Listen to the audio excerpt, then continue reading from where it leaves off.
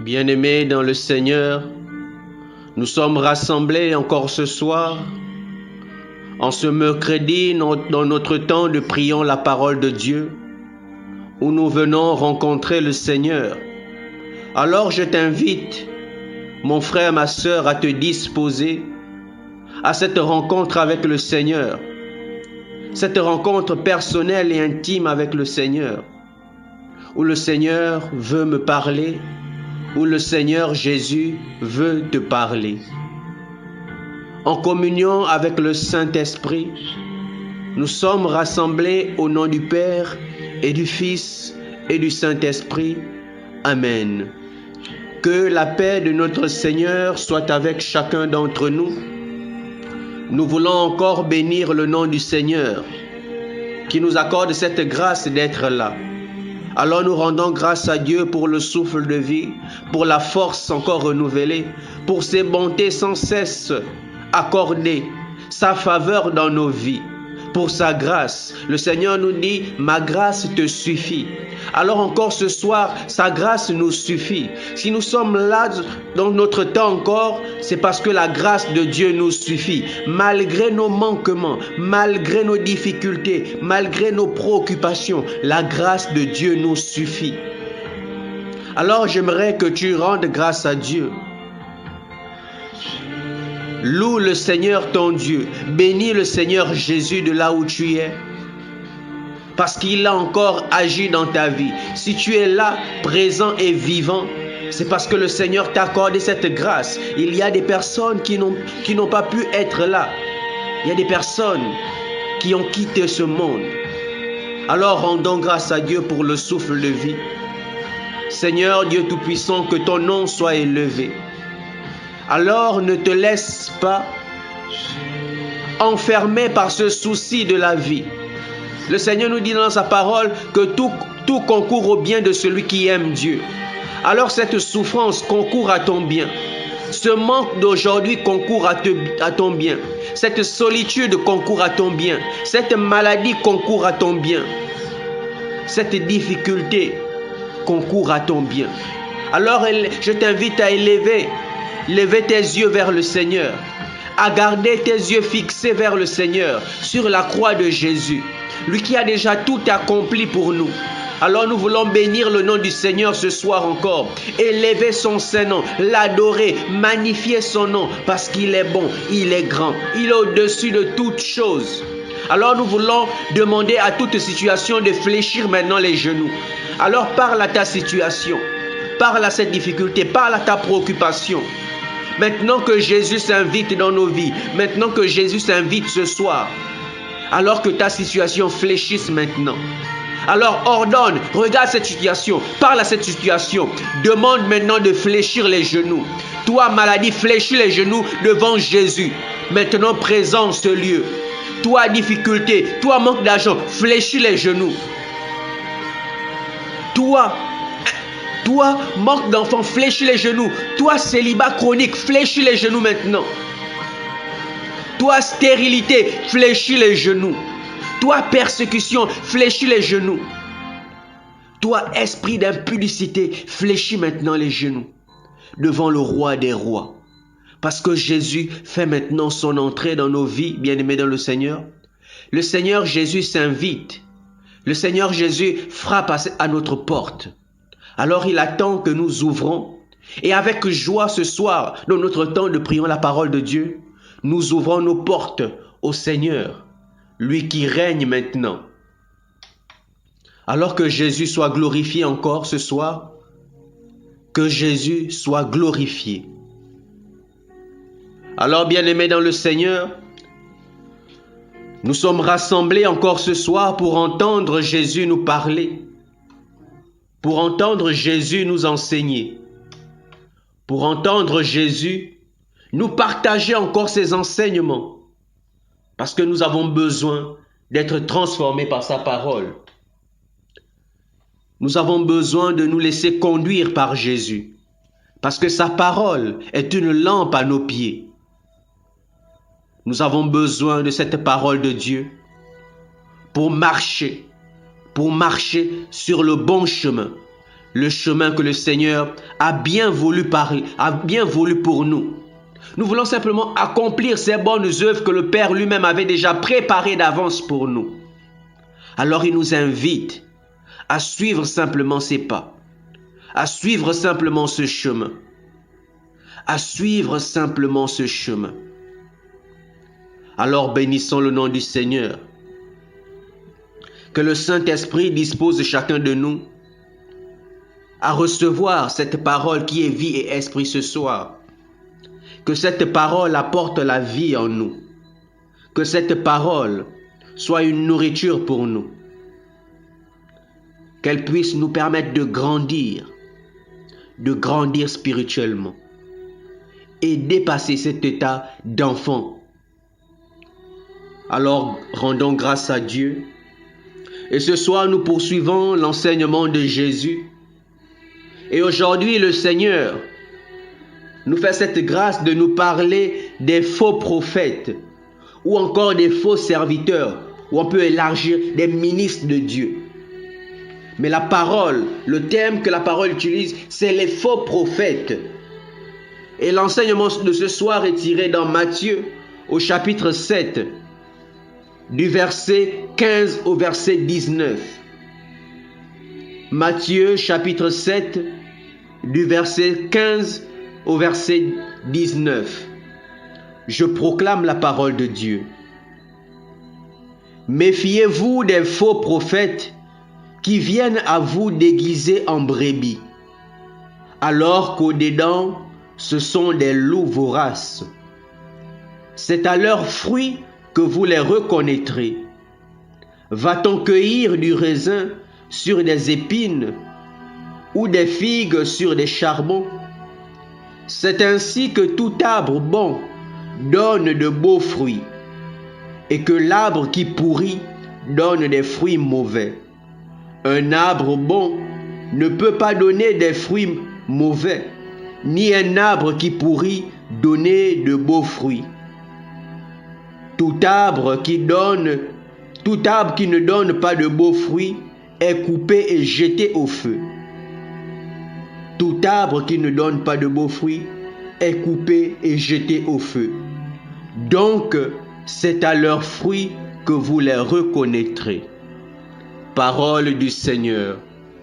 Nous rendons grâce à Dieu. Alors, rendons grâce à Dieu pour sa parole. Seigneur, sois béni pour cette parole de ce soir, pour cet enseignement encore que tu nous accordes. Alors nous sommes au pied du Maître qui veut nous parler, qui veut nous enseigner. Lui sur cette montagne.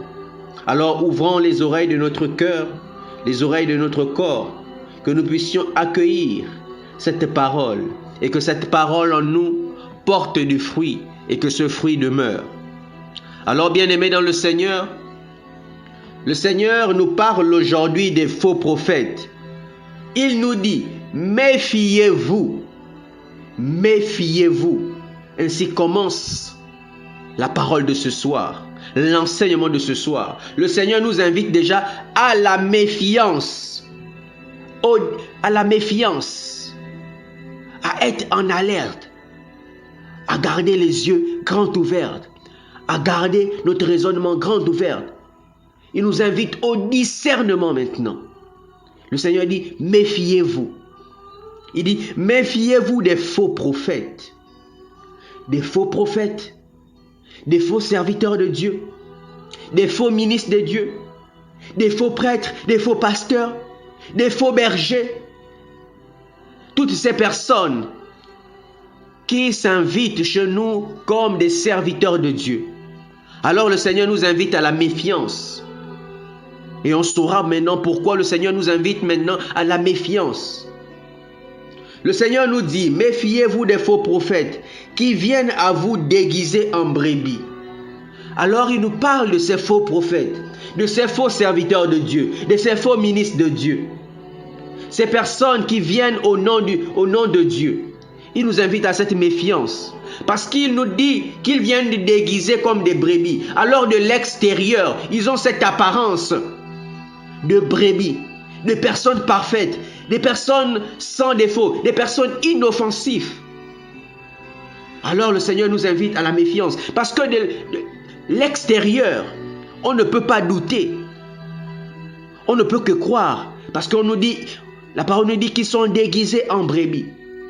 Ils ont l'apparence de brebis. Ils ont l'apparence de piété. Parce que l'on peut le lire aussi dans 2 Corinthiens, au chapitre 11, du verset 13 à 15. Je veux le lire. La parole nous dit, ces sortes de gens sont des faux apôtres, des fraudeurs qui se déguisent en apôtres du Christ. Cela n'a rien d'étonnant. Satan lui-même se déguise en ange de lumière. Il n'est donc pas surprenant que ses serviteurs aussi se déguisent en serviteurs de la justice de Dieu. Ils n'auront une fin conforme à leurs œuvres. Alors bien aimés dans le Seigneur, justement on nous dit ces faux prophètes, ils viendront déguisés comme des brebis.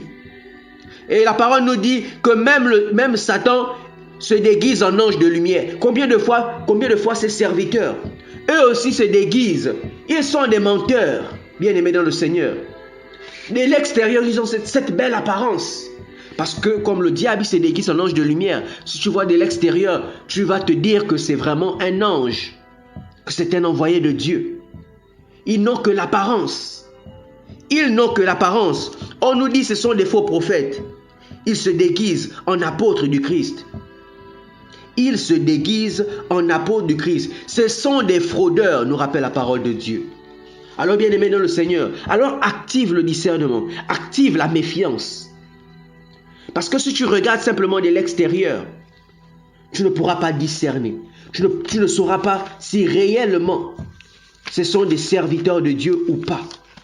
Et on nous dit aussi dans 2 Timothée au chapitre 3 au verset 5.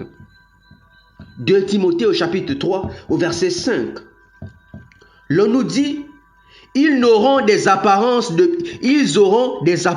piété, mais rejetteront ce qui en fait sa force. Détourne-toi aussi de ces gens-là. Alors ils n'ont que l'apparence. Ils auront l'apparence de piété.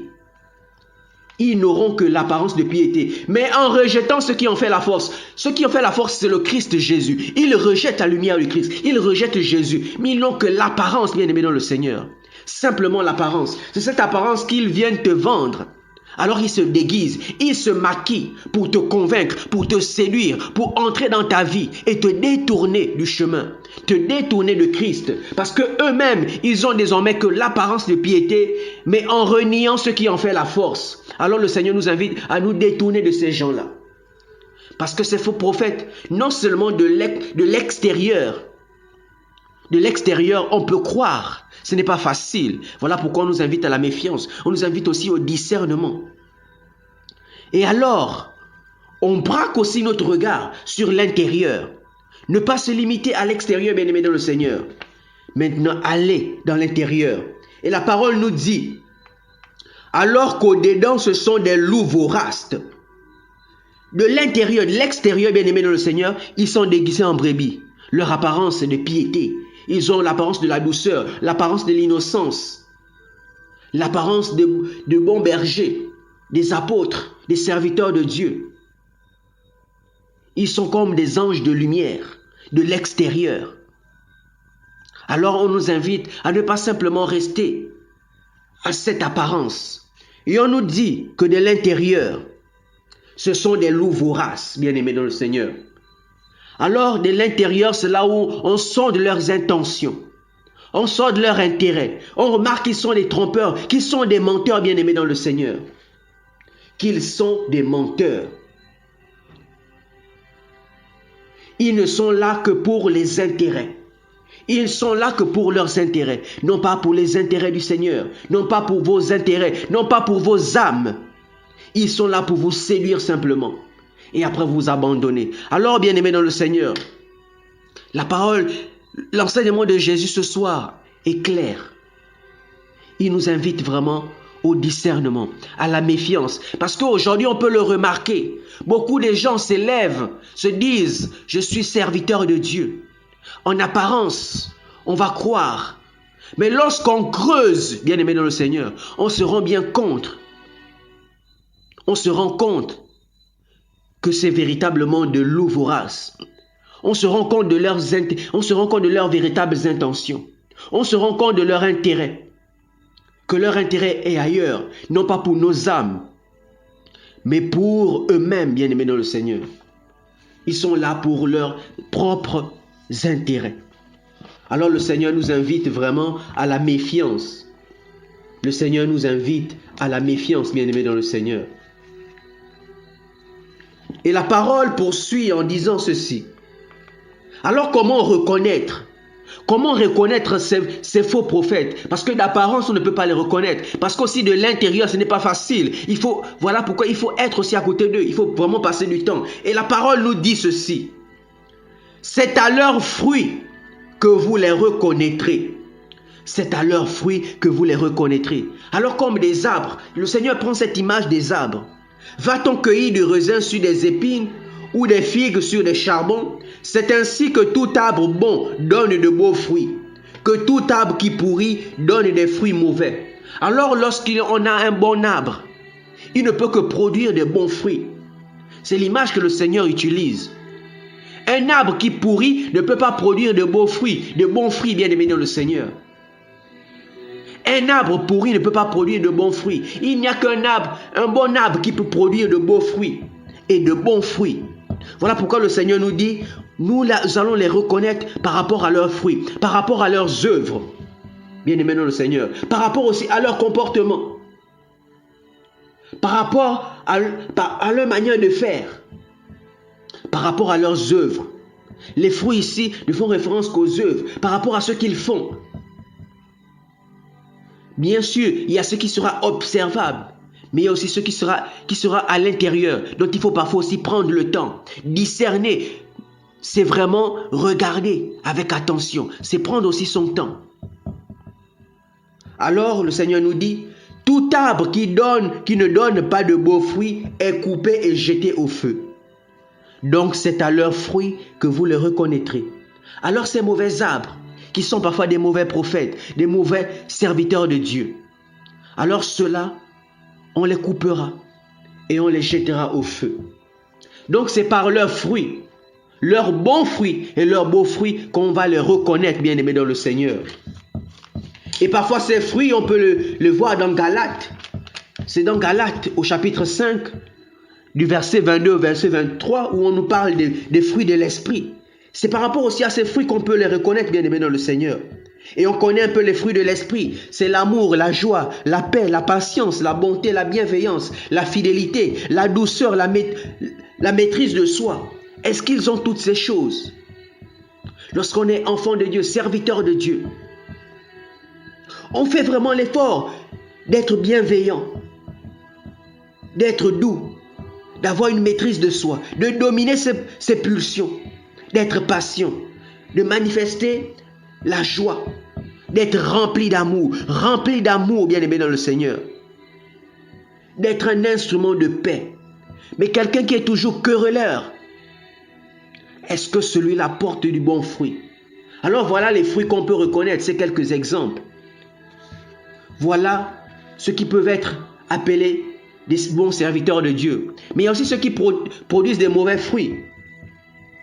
On peut le voir à ceux-là qui produisent les œuvres de la chair. Méchanceté, cupidité, toutes ces œuvres de la chair, on nous rappelle inconduite, impudicité, impureté, débauche, idolâtrie, sorcellerie, haine, rivalité, jalousie, emportement, intrigue, division, envie, beuverie, orgie, beaucoup de ces choses. Il est vrai que l'on peut avoir certains défauts, mais on se laisse transformer aussi par le Saint-Esprit. Alors le Seigneur nous invite vraiment ce soir au discernement. Sachons discerner, sachons regarder avec attention. Sachons regarder avec attention. Soyons comme le Seigneur qui ne regarde pas aux apparences, mais il regarde au cœur. Et on peut le lire dans 1 Samuel au chapitre 16, le verset 7, qui nous rappelle: ne considère pas son apparence, ni sa haute taille, car je l'ai écarté. Je l'ai écarté. Dieu ne regarde pas comme les hommes. Les hommes regardent l'apparence, mais le Seigneur regarde le cœur. Le Seigneur regarde le cœur. C'est nous les hommes qui sommes beaucoup figés sur l'apparence, sur l'extérieur, mais alors que le Christ regarde le cœur. Alors nous sommes aussi invités à regarder le cœur. Ne pas nous limiter à l'apparence, mais regarder le cœur. Comment observer le cœur? Par rapport à leurs fruits, comme on le disait. Est-ce que la personne manifeste la joie? Est-ce qu'il manifeste l'amour? Est-ce qu'il manifeste la paix? Est-ce qu'il manifeste vraiment la bonté et la charité, ses œuvres? Est-ce qu'il manifeste cela? Pour être digne, d'être considéré comme vrai prophète. L'homme n'est pas parfait. Mais nous devons tendre vers cette perfection. Parce que le juste qui tombe, il se relève. Alors nous sommes invités à regarder au-delà de nos apparences, au-delà des apparences, tout comme Dieu, regarder au cœur, regarder aux fruits, pour véritablement juger. Ne pas être là simplement aussi à accuser un serviteur de Dieu parce qu'il a commis une faute une fois. Il est tombé. Et là, on va se mettre maintenant à juger. Non, bien-aimé dans le Seigneur. C'est aussi là le discernement. Ne pas juger avec rapidité. Parce qu'un prophète, un serviteur de Dieu, se serait mal comporté dans une situation bien précise. Et on va maintenant se dire que c'est un faux serviteur de Dieu. Ne lançons pas rapidement la pierre au serviteur de Dieu. En parlant des faux prophètes, ça ne veut pas dire maintenant de jeter facilement la pierre. Mais quand on nous invite à la méfiance et au discernement, c'est vraiment discerner. Même s'il s'est mal comporté aujourd'hui devant nous, vraiment regardons au-delà de ce geste. Regardons au cœur, regardons à ses fruits. Est-ce que ce n'était pas quelque chose de situationnel? Parce que c'est aussi un homme, il peut s'énerver, il peut se fatiguer, il peut avoir un mauvais côté, un mauvais comportement dans certaines situations. Mais ça ne fait pas forcément de lui un mauvais prophète ou un mauvais serviteur de Dieu. Alors c'est ici là le discernement. Non seulement discerner en regardant si c'est un bon ou c'était un mauvais prophète, mais aussi regarder si vraiment c'est un bon malgré ce qu'on peut percevoir à l'œil nu. Parce que l'œil aussi peut nous tromper. On nous dit que les apparences nous trompent. Quelqu'un peut avoir une mauvaise apparence, mais alors que dans le fond, c'est quelqu'un de bien. Alors demandez au Saint-Esprit de nous accorder le discernement. De nous accorder justement de voir au-delà des apparences. Qu'il nous accorde ses yeux, les yeux de l'Esprit. Que le Saint-Esprit nous guide et nous aide aussi à être à notre tour des bons enfants de Dieu, des bonnes brebis. Oui, on regarde aujourd'hui aux faux prophètes, aux faux prêtres, mais aussi nous, enfants de Dieu, que nous apprenions à être de bonnes brebis, à être des bons enfants de Dieu, obéissants. Obéissants. Parce qu'il y a parfois beaucoup de récalcitrants, beaucoup d'enfants de Dieu rebelles, beaucoup de brebis rebelles qui rendent la tâche du brebis, la tâche du pasteur, la tâche du prêtre difficile. C'est déjà pas facile de conduire les hommes. Mais il y a encore des enfants de Dieu qui rendent la tâche du serviteur de Dieu difficile. Alors nous sommes aussi invités à faire preuve de discernement, à faire preuve de transformation, afin aussi de manifester, afin aussi de porter les fruits de l'Esprit en nous. Que le nom du Seigneur soit glorifié, qu'il nous restaure, qu'il renouvelle en nous les forces, qu'il renouvelle en nous les forces. Nous sentons parfois nos forces nous abandonner, mais que le Saint-Esprit vienne à notre aide et vienne à notre secours pour la plus grande gloire de Dieu. Alors soyez bénis de là où vous êtes, que la grâce de Dieu repose sur vos vies, que vous puissiez toujours continuer à méditer cet enseignement et à pratiquer. Parce que vraiment, c'est là où le Seigneur aussi nous emmène, non pas simplement à prendre conscience de cela, mais à pratiquer tous ces enseignements que le Seigneur nous donne pour sa plus grande gloire, maintenant et pour les siècles des siècles. Amen. Nous étions rassemblés au nom du Père et du Fils et du Saint-Esprit. Amen.